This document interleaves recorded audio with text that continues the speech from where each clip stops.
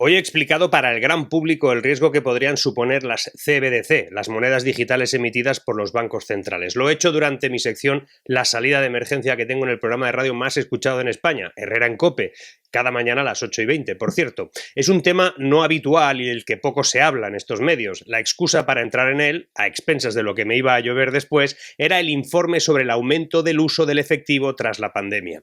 Hoy te voy a hablar de algo muy importante, algo que toca llevarlo a todas partes y que se sepa. El riesgo de perder el control y de generar una sociedad divisodependiente es enorme. Te voy a hablar del riesgo que corremos con esas monedas digitales y de si queda alguna barrera como el propio Bitcoin para enfrentarnos a la madre de todas las batallas socioeconómicas que se nos viene encima. Quédate, que hoy, además de que te interese lo que te voy a contar, tendrás que difundirlo por el bien de todos.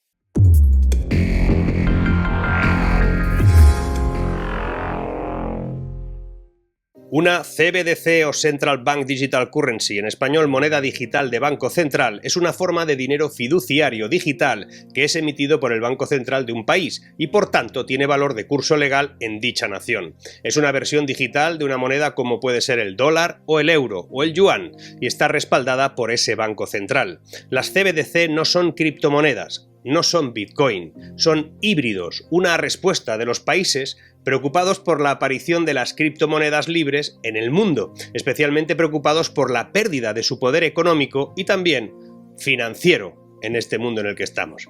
Son el último intento de las instituciones por mantenerse vivas en tiempos en los que la sociedad ya los rechaza de forma masiva. Los gobiernos de todo el mundo se encuentran ahora en diferentes fases de investigación o de implementación de esas CBDC. A medida que avanzamos hacia versiones cada vez más electrónicas del dinero en efectivo, nuestra libertad de permiso, se vuelve cada vez más finita y más limitada. El grupo de trabajo de las divisas digitales, de los 7 grandes bancos centrales, el Banco de Canadá, el Banco de Inglaterra, el Banco de Japón, el Banco Central Europeo, la Reserva Federal, el Schwedische Riksbank y el Banco Nacional Suizo, estudian el diseño de sus CBDC bajo el paraguas del Banco de Pagos Internacionales, el BIS. Las CBDC van a revolucionar el sistema financiero. Dicen, el dinero iría directamente de los bancos centrales a las wallets de los ciudadanos, a sus monederos. Los depósitos de los bancos centrales se van a reducir de forma drástica. Las CBDCs son una forma de dinero que pueden ayudar a alcanzar distintos objetivos políticos, económicos,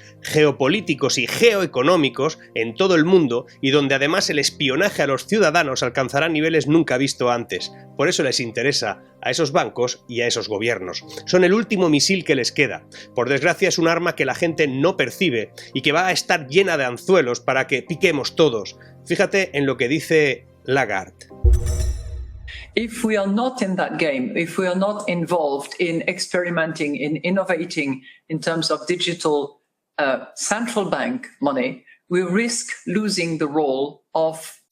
La jefa del BCE, Lagarde, dice que no le gusta ver un nuevo periodo de banca libre debido a las criptomonedas. Se requieren monedas, dice, digitales de bancos centrales para mantener el papel de los bancos centrales. Pero fíjate también en lo que dice este siniestro señor que conocí en Frankfurt hace unos años, que se llama Bo Li y que es el director general adjunto del FMI. Atento. Government agencies and private sector players to program, to create smart contracts. Pues viene a decir que las CBDC podrían permitir que las agencias gubernamentales y los actores del sector privado puedan programar y permitir funciones de políticas específicas, es decir, que puedan crear cupones de consumo. Y así, al programar las CBDC, el dinero podrá orientarse con precisión para que las personas los utilicen tal y como ellos quieren. Y lo dicen por la jeta, sin miramientos. Oye, han perdido la vergüenza. Quédate con su nombre, Bo Li, del Fondo Monetario Internacional. Bueno, ahora que las divisas fiat están cayendo a plomo hacia la paridad con el dólar, la gente empieza a desconfiar de ellas. Los bancos centrales aprovechan todo esto, o lo van a aprovechar todo esto, para instaurar las CBDC en medio del caos y ofrecerlas como la solución a todos los males. El South China Morning Post informó que el Banco Popular de China ha publicado un proyecto de ley que dará estatus legal al sistema de la moneda digital para el pago electrónico. Ellos le llaman DCEP. Y por primera vez el yuan digital está incluido y definido como parte de una moneda fiduciaria soberana en el país. El proyecto de ley también prohibirá cualquier parte o a cualquier parte producir o emitir tokens digitales respaldados en yuanes, por lo que no solo el yuan digital será la única moneda digital potencialmente utilizable en China, sino que además va a prohibir cualquier otra moneda digital allí. Veamos algunas características de esa futura moneda, porque va a ser en la que se van a inspirar las nuestras seguramente. En primer lugar, es un sistema de pago que está completamente bajo el control del Banco Central chino, sin además, o por lo menos sin descentralizarlo, todo en manos del gobierno indirectamente proporciona un método de pago electrónico ajeno a los circuitos privados. No se podrá pagar de forma privada. Por tanto, permitirá combatir el peso de estos últimos, posiblemente para poder ser monopolizados. Permitirá controlar mucho más de cerca el movimiento de dinero en el exterior. Es un sistema perfectamente y completamente programable, por lo que también podrá evitar pagos en ciertas áreas o incluso rastrearlas, ya que como será programable, será una moneda que se podrá configurar para que desaparezca después de un cierto tiempo. Es decir, posiblemente se reduzca el tiempo concreto, y esa es una especie de sueño keynesiano. Se puede proporcionar un incentivo rápido e inmediato al consumo, que además debe consumirse durante un determinado periodo de tiempo, y hacerlo rápido, porque si no te caduca la moneda.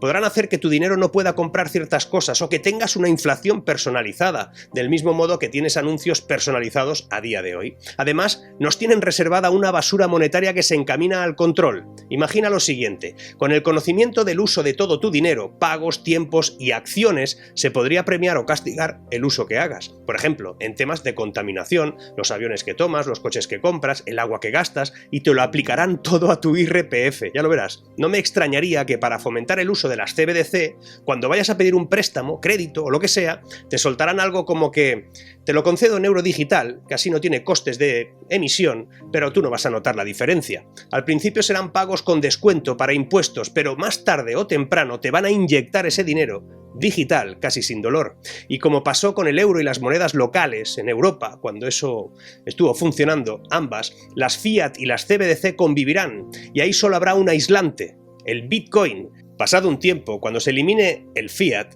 quedaremos a expensas del euro digital y solo nos quedará como reserva de libertad Bitcoin, si no se desvanece por falta de adopción antes. Hablamos de finales de esta década, no mucho más tarde. Como decía el pensador austriaco Hayek, cuanto más planifica el Estado, más complicada se le hace al individuo su propia planificación. La generación de hoy ha crecido en un mundo donde en la escuela y en la prensa se ha representado el espíritu de la empresa comercial como algo deshonroso y como la consecución de un beneficio casi inmoral, y donde dar ocupación a 100 personas se considera algo así como explotación, pero no se tiene por honorable mandar sobre otras tantas para que todo el mundo se gane la vida. La conclusión no puede ser más clara: los bancos centrales se han metido en un verdadero callejón sin salida, aprovechando todo esto. Los bancos centrales miden el momento del lanzamiento de las divisas digitales, y la forma de hacerlo, ellos saben que puede ser a partir de un error peligroso como la estabilidad financiera mundial.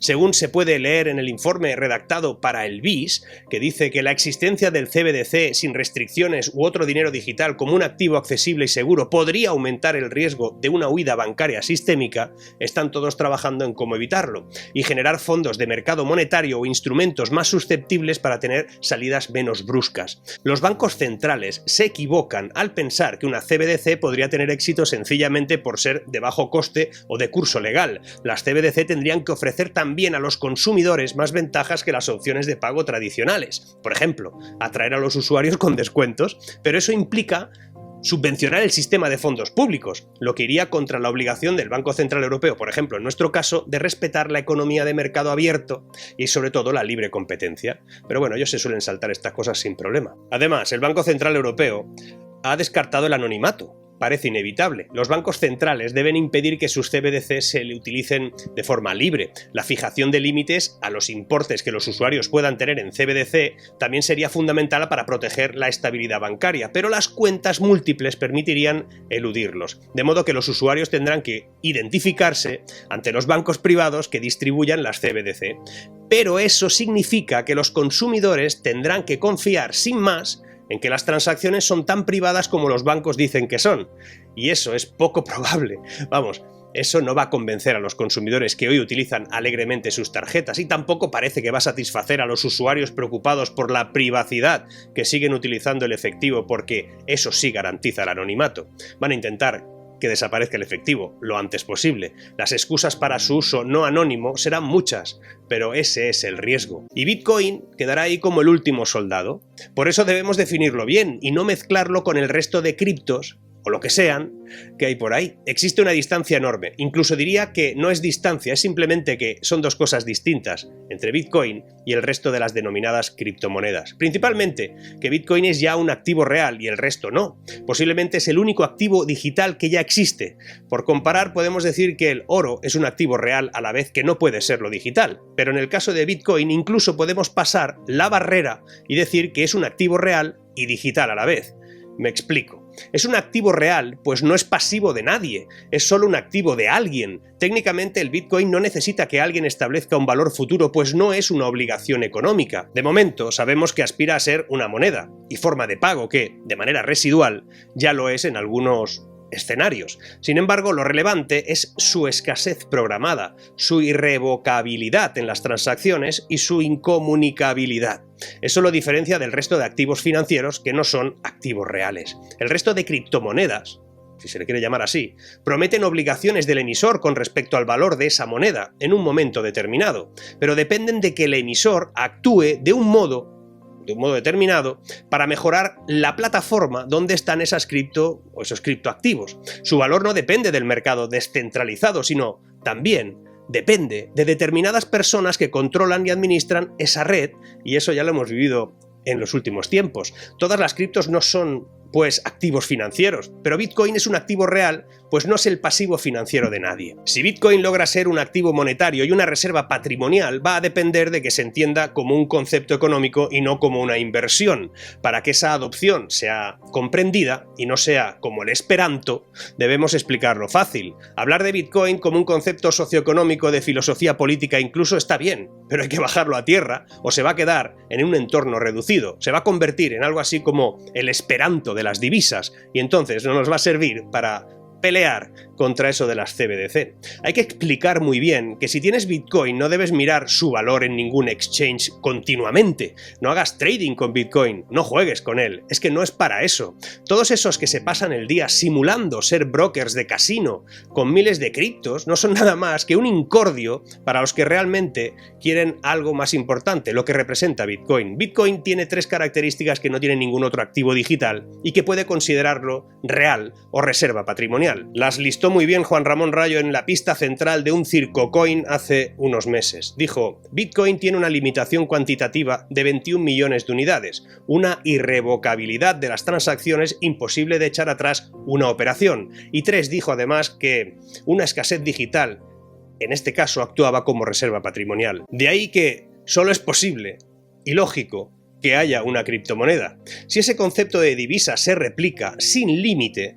deja de haber algo que es fundamental, que es la limitación cuantitativa, y dejaría de ser una reserva de valor. De hecho, que sigan naciendo criptos lo que hace realmente es destruir aquello que dicen defender. Niños con el bachillerato pendiente, hablando de cambiar el mundo, del dinero, de las divisas, cuando son ellos los que están realmente cargándose todo lo que podría significar la descentralización del dinero, del mismo dinero del que hablan. El resto de activos cripto deben servir para otras cosas. He hablado del papel de la cadena de bloques. He hablado de que las criptodivisas en otros entornos tienen sentido contra la inflación puntual en África, para mecanismos de transacción sin coste, pero esos son servicios, no son activos. Además, creo que Bitcoin es medicina social para los jóvenes que viven el momento, del gástate el dinero, del consume todo lo que puedas. Bitcoin es lo contrario. Es realmente ahorro, capital de algún modo y al final una reserva de valor patrimonial y de inversión futura. Es un antídoto contra el socialismo y es un vector capitalista. Muchos jóvenes hoy viven bajo una mentalidad cortoplacista. Los trader cripto son algunos de ellos, que viven, pues eso, a ver lo que sube y baja a tiempo real. Pero los jóvenes bitcoiners parecen ser una excepción en ese sentido. De hecho, hay un estudio, el de la consultora estadounidense Civic Science, que asegura que los jóvenes que invierten en Bitcoin tienen una percepción del futuro muy interesante, porque podría ser un indicador, quizás, de que Bitcoin promueve en sus compradores jóvenes preferencias temporales, pues de una mentalidad a largo plazo y con relación a sus finanzas. Y sinceramente, eso es bueno. Eso es capital, inversión y sobre todo ahorro. Y para terminar os diré una cosa. De hecho, en gran medida, La batalla está por ahí, está por delante. Cuando enfrentemos todo lo que nosotros sabemos sobre las divisas, el dinero electrónico, el efectivo, contra las CBDC, cuando tengamos que decidir si actuamos con Bitcoin o no, contra todo eso que se va a producir ahí delante, nos surgirá probablemente el miedo. Esto es un mundo fundamentalmente repleto de gente con mucho miedo, y es normal. Es normal que tengamos miedo ante según qué circunstancias y sobre todo según qué elementos desconocidos. Es básicamente porque estamos programados para eso. Si nuestros ancestros, aquellos que estaban en una cueva, en un momento determinado, cuando estaban dentro toda la familia, toda la tribu, y escuchaban que fuera de la cueva había pues una serie de animales que podrían cazar para comer, los que salieron rápidamente de esa cueva a buscar esos animales y cazarlos fueron los más valientes, fueron los más aguerridos, los que menos pensaron en lo que iba a poder pasar. Esos todos ellos están muertos, no quedó ni uno. Los que salieron después, cuando ya esos animales estaban seguramente hartos de comerse a sus familiares, o incluso ya con un poquito más de pensamiento estratégico, los que salieron después, los más miedosos, esos somos nosotros. Estamos programados, tenemos su ADN. Hemos llegado donde hemos llegado, gracias en gran medida a que tenemos cierto reparo y cierto miedo. Pero ahora, esto hay que darle una vuelta. El miedo es razonable, pero hay que gestionarlo. Vienen tiempos para valientes, vienen tiempos en los que enfrentar lo que viene no va a ser sencillo, y en lo que significará que si tenemos las herramientas adecuadas, igual, quién sabe, ganamos. Por eso, seguiremos.